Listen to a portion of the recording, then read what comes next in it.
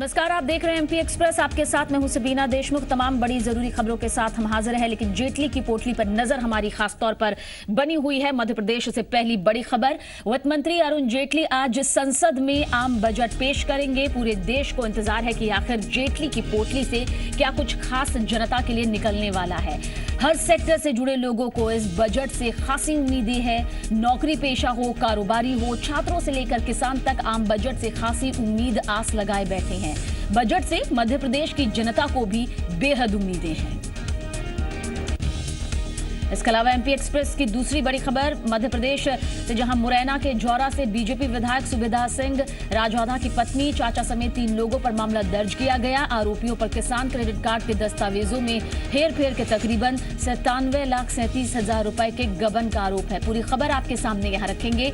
इसके अलावा एमपी की तीसरी बड़ी खबर पर भी नजर हमारी बनी हुई है। भोपाल पहुंचे पूर्व केंद्रीय मंत्री कपिल सिब्बल के बयान को लेकर हंगामा खड़ा हो गया है। कपिल सिब्बल ने केंद्र सरकार पर निशाना साधते हुए कहा कि अगर देश में काला धन वापस आ जाए तो कोई आरक्षण नहीं मांगेगा। सिब्बल ने पीएम नरेंद्र मोदी पर निशाना साधते हुए नसीहत तक दे डाली कि देश के प्रधानमंत्री को आरएसएस और बीजेपी के एजेंट की तरह काम नहीं करना चाहिए। और बुलेटिन की शुरुआत करेंगे एक बड़ी खबर के साथ, रतलाम से, जहां पर पानी के विवाद में एक शख्स पर केरोसिन तेल डालकर उसे जिंदा जलाने की घटना सामने आई है। रतलाम के ईश्वर नगर की घटना है ये। हादसे के बाद पीड़ित को जिला अस्पताल में भर्ती कराया गया। दरअसल 2 परिवार में टॉयलेट के पानी के नाले को लेकर विवाद था। रविवार रात विवाद ज्यादा बढ़ गया, जिसके बाद 2 युवकों ने मिलकर एक युवक पर केरोसिन तेल डालकर आग के हवाले उसे कर दिया। हालांकि पुलिस ने पीड़ित के बयान पर आरोपी जग्गू और दीपक के खिलाफ मामला दर्ज कर लिया है और दोनों की तलाश तेजी से जारी है। ये हमने 2 जनों ने बचाया और ना पानी डाल के वो बिल समझ के हमारे पीछे घर के पीछे मकान है। ये लेटरिन के चक्कर में पाइप वगैरह, हाँ, पीछे नाले पे पाइप था तो वो जाने का रास्ता उनका वही है, तो लेटरिन का पाइप जाता उन चक्कर में विवाद हुआ। क्या नाम है उनके? जग्गू और हेमू और दीपक। इसके सामने वाले जग्गू और दीपक द्वारा एक लेटरिन की पाइप की बात को लेकर के इनका वाद हुआ। उसने केरोसिन डाल करके उनको जला दिया है। अपराध पुलिस ने प्रारंभिक अपराध दर्ज कर लिया है। प्रकरण विवेचना में है अभी। जल्द आरोपी पकड़े जाएंगे। पुलिस तत्पर है, पकड़ने की टीम गई हुई है। और अब बात करेंगे आम बजट की। वित्त मंत्री अरुण जेटली आज संसद में आम बजट पेश करेंगे। पूरे देश को इंतजार है कि आखिर जेटली की पोटली से क्या कुछ निकलने वाला है। हर सेक्टर से जुड़े लोगों को इस बजट से बेहद उम्मीदें हैं। फिर बात चाहे नौकरी पेशा लोगों की हो, कारोबारियों की हो, छात्रों की हो, किसानों की हो, महिलाओं की हो, सबको उम्मीद है कि आम बजट से कुछ खास उनके लिए निकलने वाला है। हालांकि बजट में बड़े आर्थिक सुधारों का भी ऐलान हो सकता है। पहली बार घर खरीदने वालों को तोहफा यहां पर मुमकिन है, ऐसा माना जा रहा है। होम लोन के पूरे ब्याज पर टैक्स छूट मिल सकती है।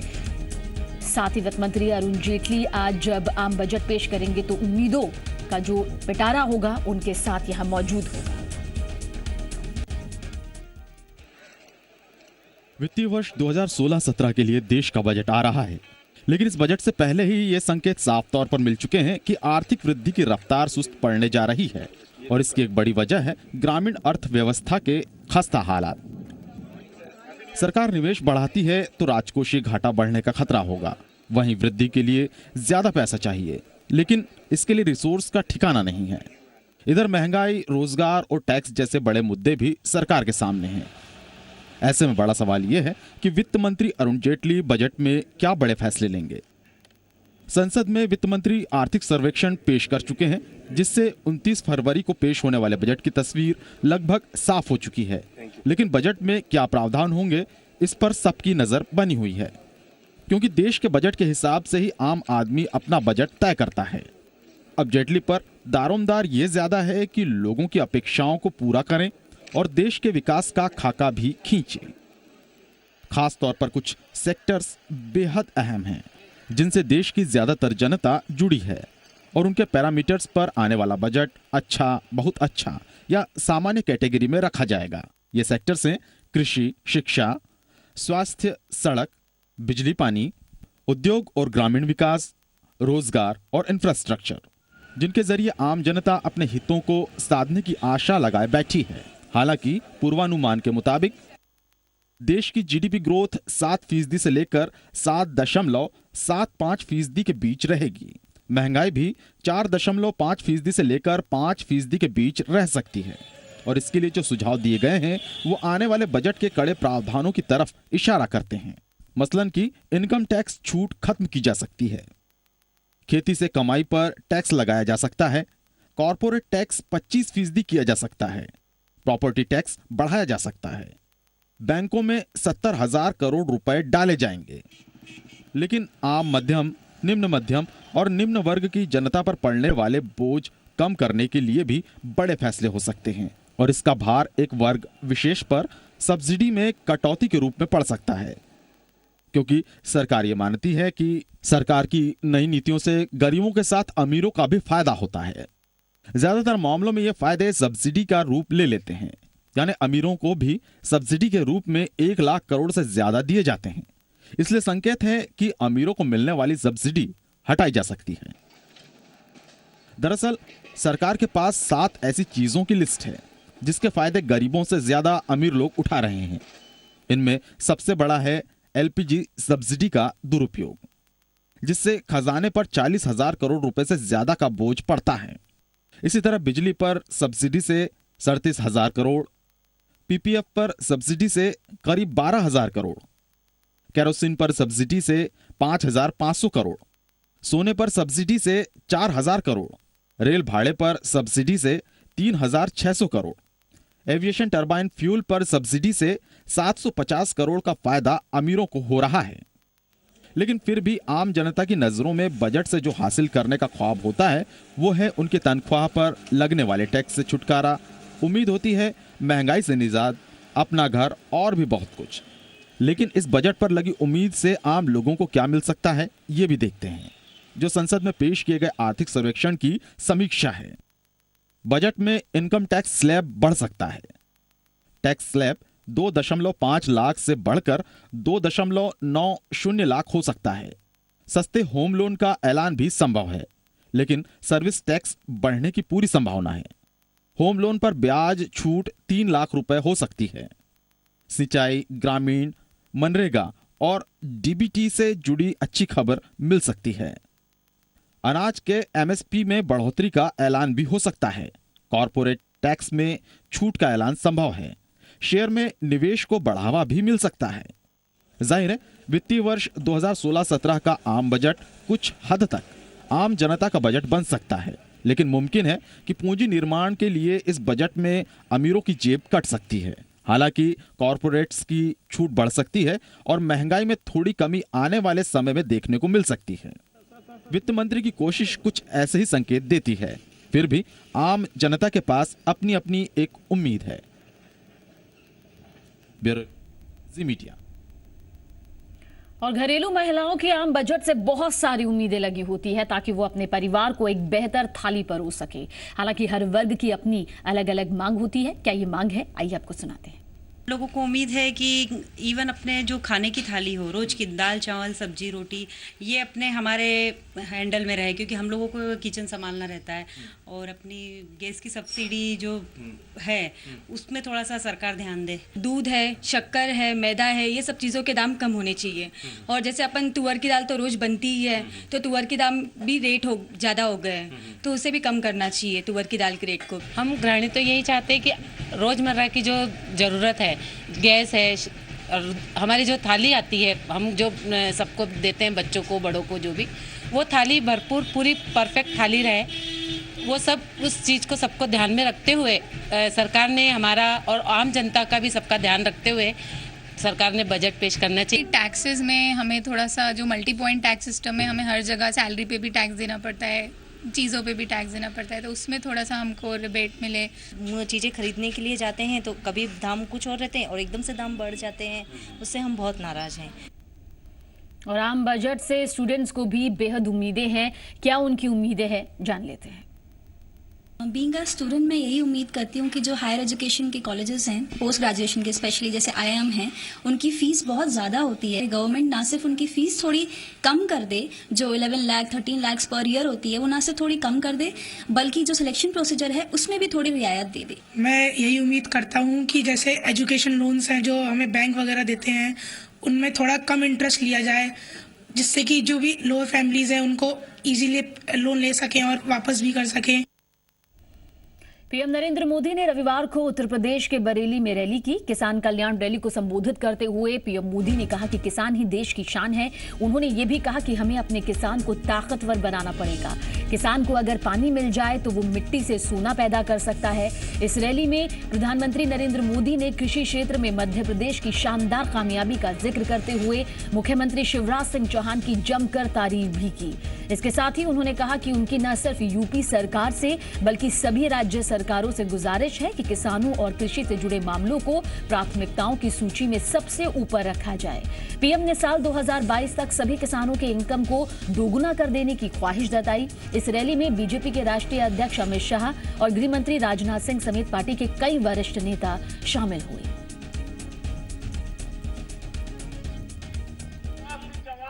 संकल्प लेकर के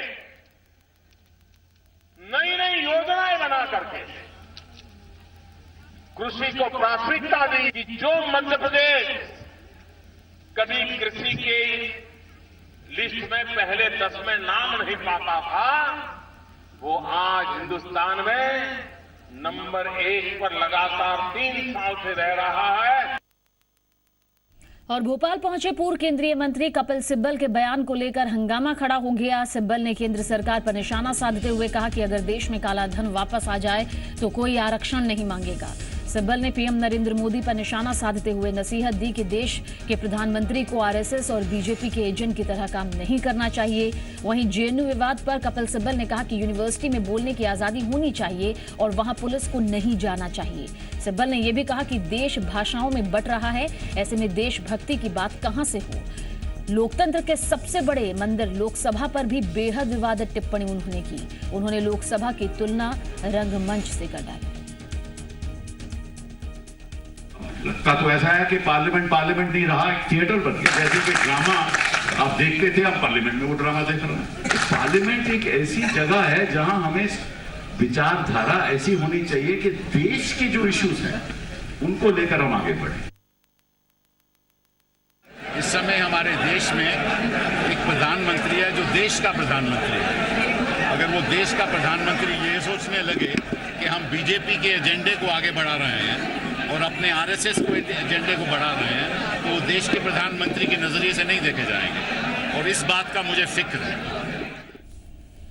और भोपाल दौरे पर कांग्रेस नेता कपिल सिब्बल के देशद्रोह के आरोपियों की हिमायत के दिए गए बयान पर मुख्यमंत्री शिवराज सिंह चौहान ने कड़ा पलटवार किया। धार के बदनावर में सीएम ने कहा कि लानत है ऐसे लोगों पर जो देशद्रोह के आरोपियों का समर्थन करते हैं। शिवराज सिंह ने यह भी कहा कि दुनिया में ऐसा कोई देश नहीं जहां देश के खिलाफ बोलने वालों का समर्थन किया जाता हो, लेकिन भारत में कुछ लोग देश के विरोध में बोलने वालों के हिमायती बन रहे हैं। मुख्यमंत्री ने यह भी कहा कि वो ऐसे संगठन से ताल्लुक रखते हैं जो खून का कतरा कतरा देश के नाम बहाने को तैयार रहता है। दुनिया के किसी देश में कोई उस देश के खिलाफ बोल सकता है क्या? अरे रोड पे पता बोल सकता है क्या? दुनिया में कौन सा ऐसा देश है कि जो देशद्रोह के नारे लगाने वालों को सहन कर ले? लेकिन धन्य है इस देश में कुछ लोग ऐसे हैं विकृत मानसिकता वाले कि अगर कोई भारत माता के खिलाफ नारे लगा रहा है और उसके खिलाफ कार्रवाई हो तो उसका भी विरोध करने मैदान में आते हैं। हम कब किसका बड़ा सोचते हैं, हम सबको बराबर मानते हैं, लेकिन भारत में अगर कोई देशद्रोह के नारे लगाएगा तो सहन नहीं किया जाएगा। बहनों भाइयों, किसी भी कीमत पर सहन नहीं किया जाएगा। लानत है ऐसे लोग जो वैसे लोगों का समर्थन करते हैं। हम राष्ट्रभक्त हैं, हम देशभक्त हैं। भारत माता की अगर जरूरत पड़ी तो खून की अंतिम बूंद भी न्यौछावर कर देंगे। मेरे बहनों भाइयों, भारत से द्रोह बर्दाश्त के लायक नहीं है। और वहीं बीजेपी प्रवक्ता प्रकाश मीरचंदानी ने कपिल सिब्बल के बयान पर सख्त एतराज जताया। इसे उनका मानसिक दिवालियापन करार उन्होंने दिया।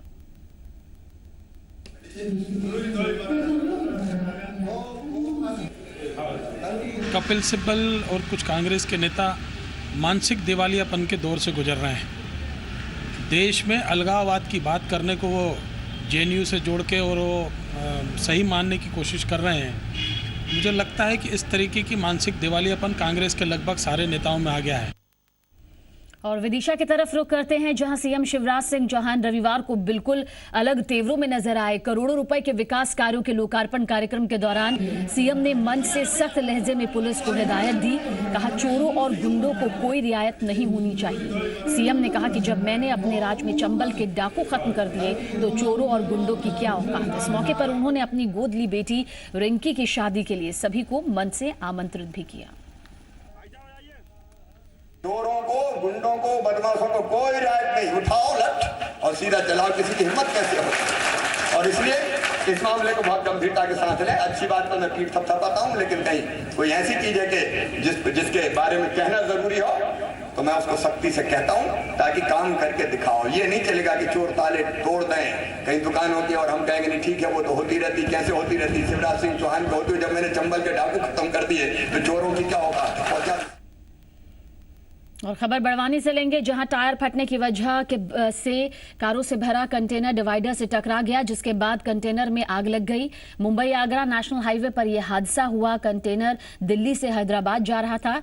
खबर के मुताबिक कंटेनर देर रात गोई नदी पुल से गुजर रहा था और इसी दौरान अचानक उसका टायर फट गया और ये बेकाबू होकर डिवाइडर से टकरा गया। इसके बाद कंटेनर में आग लग गई। घटना की खबर मिलते ही फायर ब्रिगेड की टीम हालांकि मौके पर पहुंची और किसी तरह से आग पर काबू पाया गया। हालांकि ड्राइवर को किसी तरह सुरक्षित निकाल लिया गया। और एमपी की महिला एवं बाल विकास मंत्री माया सिंह ने शराब के नशे में शादी करने आए दूल्हे को बैरंग लौटाने वाली चांदनी सिकरवार की तारीफ की। माया सिंह ने चांदनी को हर मुमकिन मदद का भरोसा दिया। जानकारी दे दें कि बीती 24 फरवरी को ग्वालियर के हजीरा इलाके में रहने वाली चांदनी की शादी थी, लेकिन दूल्हा शराब के नशे में चूर था और शादी से ऐन पहले दूल्हे ने दहेज की मांग भी बढ़ा दी। ऐसे में दुल्हन चांदनी ने फौजी दूल्हे भानु भदौरिया से शादी से साफ इनकार कर दिया।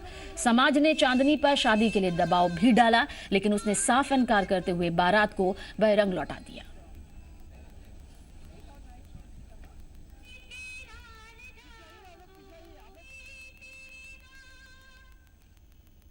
और खबर उज्जैन से, जहां सिंहस्थ मेले को लेकर शिप्रा नदी तटों की सफाई का काम देखिए जोरों पर जारी है।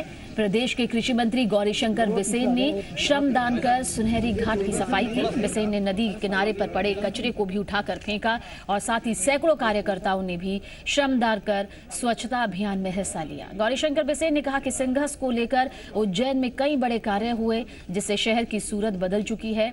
सीएम शिवराज सिंह चौहान के निर्देश पर हर हफ्ते उनके कैबिनेट का एक सदस्य उज्जैन आकर सिंहस्थ की तैयारियों का जायजा ले रहा है।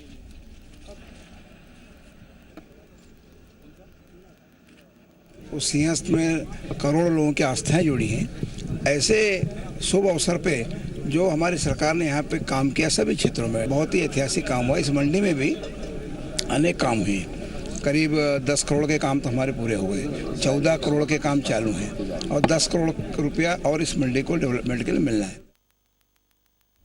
और मुरैना के जौरा से बीजेपी विधायक सूबेदार सिंह राजौधा की पत्नी, चाचा समेत 3 लोगों पर मामला दर्ज किया गया है। जानकारी दे दें कि आरोपियों पर किसान क्रेडिट कार्ड के दस्तावेजों में हेरफेर कर तकरीबन 97,37,000 रुपए के गबन का आरोप है। दरअसल शाखा प्रबंधक कैलारस ने एसपी से शिकायत की थी कि पचखेरा राजौधा सहकारी समिति में साल 2010 से 2014 के बीच किसान क्रेडिट कार्ड्स के दस्तावेजों में हेराफेरी कर लाखों रुपए निकाल लिए गए। मामले की जांच में गबन की पुष्टि हुई, जिसके बाद अब विधायक की पत्नी समेत 3 आरोपियों पर धोखाधड़ी, गबन और कई धाराओं में मामला दर्ज किया गया। वहीं बीजेपी विधायक सूबेदार सिंह का कहना है कि पूरा घोटाला सियाबाई के अध्यक्ष बनने के पहले का है। उनके परिवार को झूठा फंसाया जा रहा है। जौरा विधायक की पत्नी सियाबाई सिकरवार वर्तमान में समिति के अध्यक्ष हैं। विधायक के चाचा राजपाल सिंह डायरेक्टर हैं। मंडला जिले से जुड़ी खबर की तरफ रुख करें तो यहां के राष्ट्रीय उद्यान कान्हा स्थित रिजॉर्ट में फ्रांसीसी महिला की मौत हो गई। महिला का नाम मिशेल बेनियल मार्शल बताया जा रहा है। शुरुआती तौर पर महिला की मौत हार्ट अटैक से होना बताया जा रहा है। फिलहाल पोस्टमार्टम के बाद शव को फ्रांस भेज दिया गया। पुलिस का कहना है कि पोस्टमार्टम के बाद फ्रांस भेजने की व्यवस्था की जाएगी। फ्रांसीसी महिला अपने पति के साथ बांधवगढ़ होते हुए कान्हा पहुंची थी। कान्हा में पर्यटन का वो लुत्फ उठा पाती, इसके पहले ही महिला की मौत हो गई।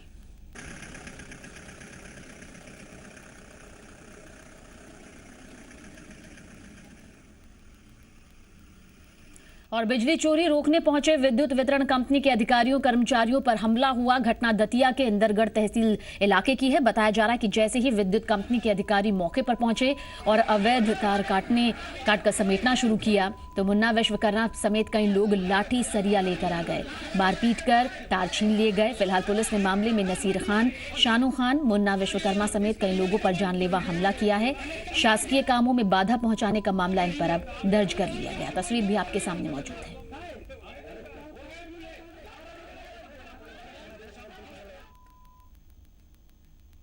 इस कनेक्शन पे गए हुए थे वसूली के चक्कर में, परंतु वहाँ लोगों से कुछ परिवार के कुछ ही लोग थे, निजी परिवार के लोग थे अंदर बस्ती के एरिए में। वहाँ जो है मारापीटी हो गई। लोग लाठियों से आए थे। उनमें से एक करीब अमित कुमार को हाथ में थोड़ा ज़्यादा चोट आ गई है और बाकी लोग के सर और पाँव पर चोट आई है। बिजली कर्मचारियों की मारपीट की और उन्हें शासकीय कार में काम करने से रोका। इसका मतलब थाने में पंजीबद्ध किया गया। विवेचना के दौरान अब विवेचना में लिया गया मामले को, इसके गिरफ्तारी के प्रयास किए जा रहे हैं।